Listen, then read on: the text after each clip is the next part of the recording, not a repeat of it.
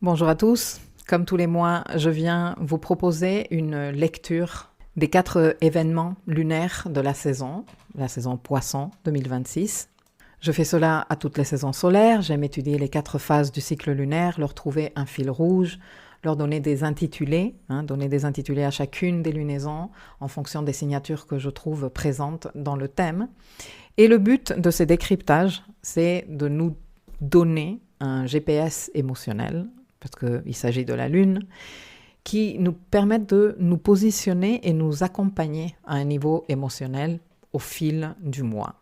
Pour rappel, les 4 lunaisons du cycle sont la nouvelle Lune, le premier quartier, la pleine Lune et le dernier quartier, et chacune porte une énergie particulière. La nouvelle Lune est une phase de semence d'une intention intérieure, d'un engagement émotionnel. Le premier quartier est une phase d'action, d'agir dans la matière pour incarner l'intention de nouvelle lune. La pleine lune est une phase de révélation et d'observation de ce qui se manifeste pour prendre conscience et ajuster, décider, assumer ces résultats. Et enfin, le dernier quartier est une phase de finalisation, d'intégration, mais aussi de tri et de lâcher prise. À l'écran, tu peux voir les dates, les heures, les degrés, les signes où se tiennent ces lunaisons et un mot-clé que j'ai attribué à chacune des lunaisons. Et de mot-clé en mot-clé, ces 4 phases lunaires de la saison Poisson 2026 nous racontent une histoire. Et le but de cette capsule est de te donner une vision d'ensemble. Mais avant de commencer à nous attarder sur chacune des lunaisons, je voudrais, comme d'habitude, repréciser, rappeler, pour ceux et celles qui suivent, et annoncer et expliquer à ceux qui écoutent ça pour la première fois, que nous sommes dans une saison d'énergie mutable, parce que Poisson est une énergie mutable, de modalité mutable, et que toutes les phases du cycle lunaire qui accompagnent cette saison vont se faire dans des signes de modalité mutable. Ce qui nous indique tout de suite que nous trouverons du réconfort émotionnel au travers des activités de type mutable. Alors, qu'est-ce que c'est l'énergie mutable et quelles sont ces dites activités de type mutable? C'est ce que je vais t'expliquer à continuation. L'énergie mutable est adaptative, elle est fluide et elle est associée aux 4 signes qui clôturent les saisons. Gémeaux qui clôture le printemps, Vierge qui clôture l'été, Sagittaire qui clôture l'automne et Poisson qui clôture l'hiver. C'est tous des signes de transition, des signes de transformation. L'énergie mutable agit comme un pont entre ce qui avait été consolidé lors des signes fixes et ce qui viendra par la suite, le nouveau qui viendra par la suite et qui sera acté dans la matière lors des saisons cardinales. Et c'est lors des saisons mutables que nous intégrons, que nous ajustons, que nous relâchons également. C'est une énergie qui affine les perceptions et qui permet d'évoluer. Dans un cycle lunaire mutable, les 4 phases majeures, nouvelle lune, pleine lune, premier quartier et dernier quartier, se produisent, comme je te disais, dans des signes mutables.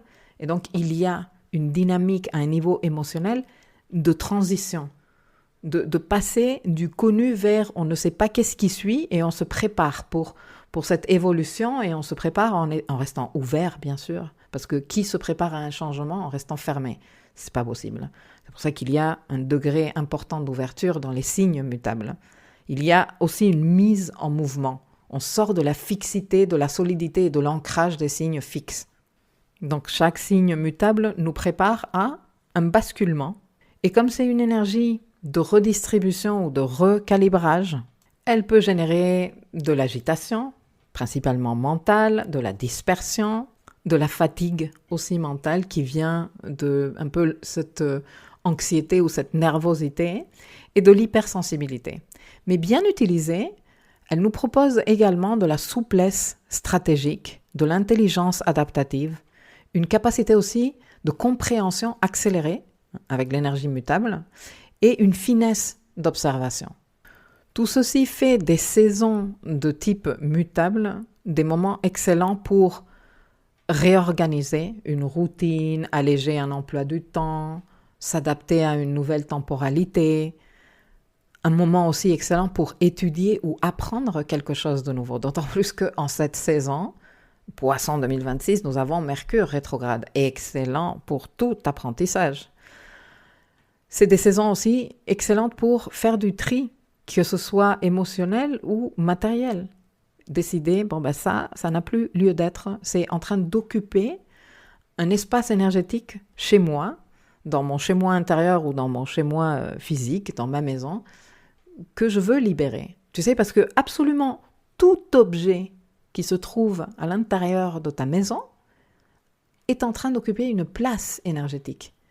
Même le petit papier que tu gardes avec la liste de je ne sais quoi, même tout ce qu'il y a chez toi qui existe est en train d'occuper un espace physique et un espace énergétique.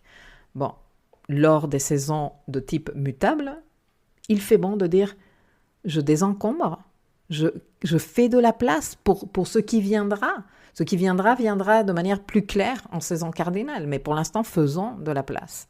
Si tu trouves que l'énergie est stagnante dans ta vie, qu'il ne se passe rien, je t'invite à faire bouger les choses, changer de décor, réorganiser une pièce, rajouter des plantes, mettre des touches de couleur avec, je ne sais pas moi, de nouveaux coussins ou changer les rideaux, ou allumer une bougie quelque part. Tout ça crée du mouvement énergétique très appréciable en saison mutable et très utile parce que nous savons que la suite, c'est une saison cardinale. Et une saison cardinale bélier. On va démarrer un gros truc là.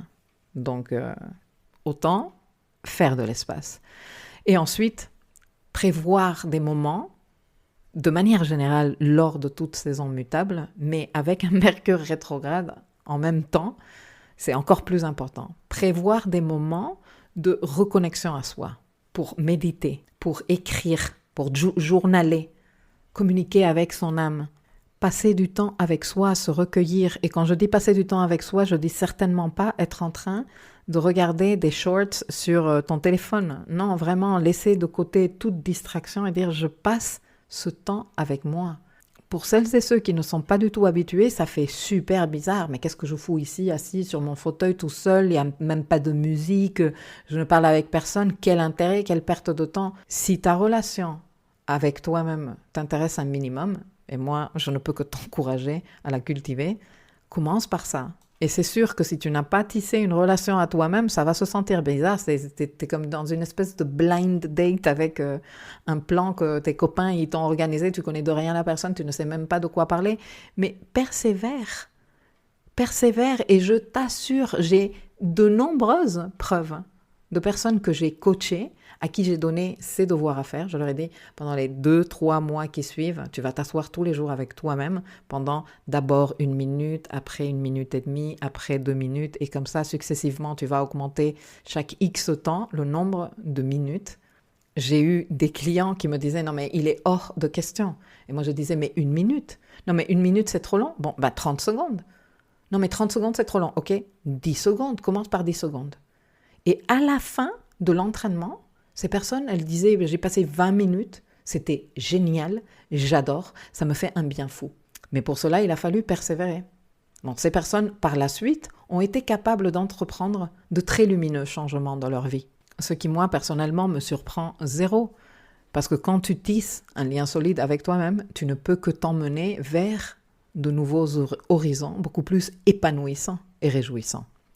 Mais bon, revenons à ma leçon sur les lunaisons de la saison poisson et clôturer donc cette partie en te disant que nous sommes dans un mois de réorientation pour réviser des postures, pour adapter des stratégies, pour affiner une vision. Ce que nous saurons fluidifier avec discernement va nous procurer énormément de sérénité émotionnelle. Et ce cycle lunaire, je l'ai appelé « Reconnaître son potentiel réel », comme tu peux le lire à l'écran. J'ai d'ailleurs appelé la saison poisson « pur potentiel », parce que cette saison poisson 2026 est vraiment débordante de potentiel. Le truc est que nous ne faisons rien de concret qu'avec du potentiel. Il faut à un moment donné croire en ce potentiel. Il faut aussi, à un moment donné, avoir une dimension réaliste de ce qu'on peut vraiment manifester, matérialiser, concrétiser avec ce potentiel. Et ce cycle lunaire évoque les étapes d'une croissance soutenable. Un cycle qui aligne vérité et expansion, avec Jupiter qui est dispositeur de la saison, parce que Jupiter est maître traditionnel du signe Poisson, stationnaire à 15 degrés Cancer, dans son signe d'exaltation, sur son degré d'exaltation maximale. C'est donc un cycle lunaire qui tient un fil rouge de maturité dans la manière de croître. Il nous raconte une histoire de croissance vraie, c'est-à-dire authentique, et de vraie croissance, c'est-à-dire une croissance mature, qui connecte le mental avec le premier quartier en Gémeaux, l'émotion avec la pleine lune éclipsée en Vierge, la vision avec le dernier quartier en Sagittaire et l'essence avec la nouvelle lune qui arrive en fin de saison. Reconnaître son potentiel réel. Avec le premier quartier en Gémeaux, on reconnaît ce que l'on veut réellement activer. On décide ce que l'on veut réellement faire grandir. C'est un premier quartier d'activation mentale, de choix et de direction. Et c'est pour ça que je l'ai nommé « décider ». Ensuite, avec la pleine lune éclipsée en Vierge, on reconnaît les conditionnements qui faussent notre croyance. On conscientise le perfectionnisme, l'hypercontrôle, l'anxiété productive. On met tout ça en lumière pour pouvoir le purifier, pour pouvoir donner fin, mettre fin à ces conditionnements. Et c'est pour cela que j'ai appelé cette lunaison « d'épurer ».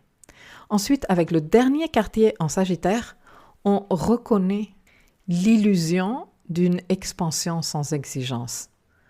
On abandonne cette illusion. On renonce à cet optimisme toxique, immature. On abandonne l'idée que grandir sera toujours facile, confortable et surtout gratuit. On épure cette vision. On la nettoie de ces mensonges confortables et enfantins sur la croissance. On abandonne le fantasme d'une expansion sans effort. Et c'est pour cela que j'ai appelé cette phase « démystifier ». Et enfin, avec la nouvelle lune en Poisson, qui se tient à 28 degrés du signe, on retrouve une nouvelle posture intérieure, élargie en conscience. On l'intègre et on la distille en nous et autour de nous. On reconnaît cette posture intérieure capable de soutenir le plus que nous cherchons. Et cette intégration subtile, tellement importante, nous prépare pour l'incarnation cardinale qui suivra et qui d'ailleurs est de taille.